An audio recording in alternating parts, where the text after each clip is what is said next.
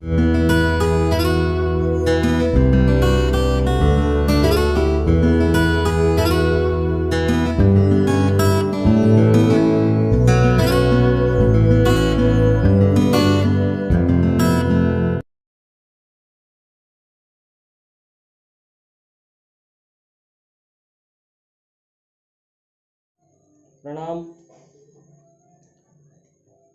कैसे हैं आप लोग? उम्मीद है पढ़ाई आपकी चल रही होगी ठीक ठाक। बहुत सारे छात्र छात्राओं का अनुरोध आया कि इस पढ़ाई को बंद नहीं करना चाहिए। लॉकडाउन का समय चल रहा है, बड़ी मुश्किल भरा समय है। तो इसी क्रम में सबकी ज़रूरतों को ध्यान में रखते हुए हमने यह निर्णय लिया कि 9वीं कक्षा का एक भौतिकी का एक पाठ है जिसका नाम है मोशन। उसी के बारे में आज हम लोग जानेंगे। तो जब इस चैप्टर को हम शुरू करेंगे तो मेरे पास दो चीज़ें आएंगी, what is motion, what is stationary object and what is moving object. तो इन्हीं चीज़ों को हम डिटेल में समझेंगे, फिर इसका ग्राफ समझेंगे कैसे बनता है, बहुत तरह के डेफिनेशन मिलेंगे। तो उन सारे डेफिनेशन और ग्राफ्स को समझते हुए हम आगे बढ़ते हैं। चलिए शुरू करते हैं। और इसमें सबसे पहले आपको स्टेशनरी ऑब्जेक्ट के बारे में एक्सप्लेनेशन दिया गया है कि व्हाट इज स्टेशनरी ऑब्जेक्ट। तो इसमें आप जैसे कि देख पा रहे हैं आपके स्क्रीन पे बिल्कुल ये लिखा हुआ है, a tree is fixed at a place so that we say that it is stationary. इसका मतलब है कि एक ट्री जो है वो फिक्स जगह पे है, इसलिए हम उसको स्टेशनरी ऑब्जेक्ट कह सकते हैं। और अगर एक टॉय जो है, मूविंग टॉय या फिर बैटरी वाला टॉय, अगर वो मूव कर रहा है तो हम कहेंगे कि दैट इज इन मोशन। तो अब सवाल उठता है कि स्टेशनरी ऑब्जेक्ट को स्टेशनरी कब कहा जा सकता है और मूविंग ऑब्जेक्ट को मूविंग कब कहा जा सकता है। तो मैं थोड़ी देर के लिए अपनी बातें भी बताऊंगा इसमें। आगे जब आप उच्च कक्षाओं में जाएंगे तो आपको इसके बारे में जानकारी दी जाएगी।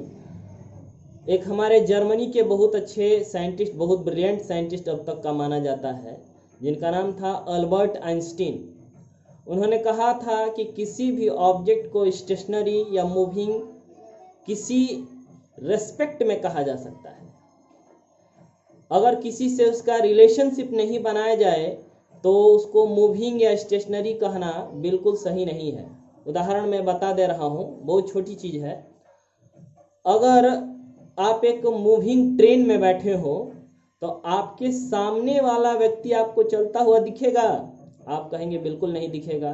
तो आप उसको क्या कहेंगे? रुका हुआ है। लेकिन उसी आदमी को एक प्लेटफार्म पे खड़ा हुआ व्यक्ति देखेगा तो क्या उसको लगेगा? चल रहा है, तो वो कहेगा कि चल रहा है। तो इस आधार पे हम एक ही आदमी को दो बात कह दिए, रुका हुआ भी है और चलता हुआ भी है। रुका हुआ कब कहे? जब उसको ट्रेन के अंदर व्यक्ति से हम तुलना किए। और चलता हुआ कब कहे? जब ट्रेन के बाहर वाले व्यक्ति से तुलना किए। तो खैर इस बात को हम यहीं पे रोक देते हैं। अब हम लोग देखें कि व्हाट इज स्टेशनरी ऑब्जेक्ट। तो जब हम इस 9th क्लास के स्तर से बात करेंगे तो हमको पता चलेगा कि when an object does not change its position with respect to time is called stationary object। यानी कि अगर टाइम बढ़ता रहे और उसका प्लेस नहीं चेंज हो तो हम कह सकते हैं कि वह ऑब्जेक्ट जो है स्टेशनरी में है, स्टेशनरी है।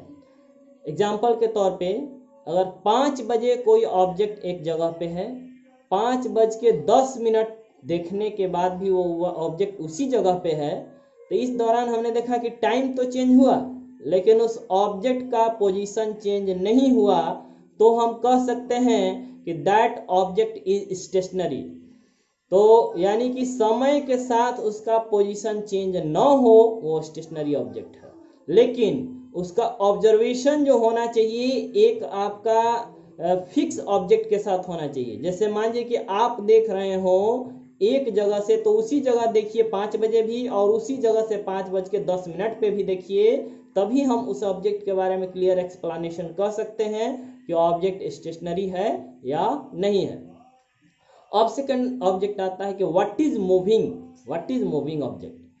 तो जब आप इसके बारे में जानेंगे तो आपको ये जानना पड़ेगा when an object changed it position with respect to time that is called moving object. और मोशन को जब हम डिफाइन करेंगे तो हम कहेंगे an object is said to be in motion when it changes its position with respect to time in comparison to with, इसको एक कंपेयर करेंगे एक स्टेशनरी ऑब्जेक्ट के साथ। अगर कोई स्टेशनरी ऑब्जेक्ट है उससे इस ऑब्जेक्ट का डिस्टेंस हम ले लेंगे और कुछ देर बीतने के बाद फिर उस ऑब्जेक्ट का उस फिक्स ऑब्जेक्ट के साथ डिस्टेंस के जब कंपेयर करेंगे तो अगर उस डिस्टेंस में अंतर आएगा और टाइम भी चेंज हो रहा है तो हम ये कह सकते हैं वह ऑब्जेक्ट मोशन में है। अब देखिए इसके बाद बहुत सारे टॉपिक्स मिलेंगे, बहुत सारे टर्म्स मिलेंगे। तो इसके बाद जो नेक्स्ट चैप्टर का नेक्स्ट जो ये पेज का जो टॉपिक है वह हमारा डिस्टेंस एंड डिस्प्लेसमेंट। तो इसके लिए आप इस पेज को पहले देखिए और फिर हम इसके बारे में डिस्कस करते हैं। देखिए पहले ये डिस्टेंस लिखा हुआ है तो हम ये देखना पड़ेगा कि what is distance and what is displacement. तो देखिए मैं आपको बता दूं कि when the total length covered by N object is called distance, यानी कि आप यहाँ से किसी भी जगह पे जाते हैं और जैसे जैसे जाते हैं उन सारे रास्ते की दूरी को एक नाप दिया जाए और उस लंबाई को हम कहेंगे कि वो डिस्टेंस है। और डिस्प्लेसमेंट की जब बात हो तो हम कहेंगे कि the shortest distance between initial position and final position is known as displacement. Definition की बात हो तो डिस्टेंस को कह सकते हैं the total length between initial position and final position is known as distance and the total distance traveled between initial position and final position is also known as distance। and displacement को जब कहेंगे हम कह सकते हैं the shortest distance between initial position and final position is known as displacement। अब यहाँ पे जब इस चीज़ को जब जानेंगे तो इसके बाद एक चीज़ और जानने की आ जाती है what is scalar and what is vector quantity. तो इसमें हमको जानना पड़ेगा what is magnitude and what is direction what is unit. तो हम पहले इसको समझ लें कि व्हाट इज यूनिट।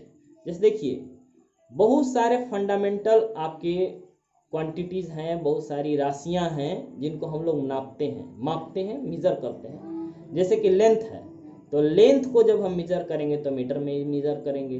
तो अगर हम लेंथ को मेजर करना चाहते हैं तो इसका एसआई यूनिट है, स्टैंडर्ड इंटरनेशनल यूनिट कहा जाता है। ऐसा यूनिट है मीटर। तो लेंथ को जब भी नापना हो तो स्टैंडर्ड फॉर्म में हम मीटर में ही नापेंगे और टेम्परेचर को नापना हो तो हम स्टैंडर्ड ऐसा यूनिट में हम केल्विन में ही नापेंगे।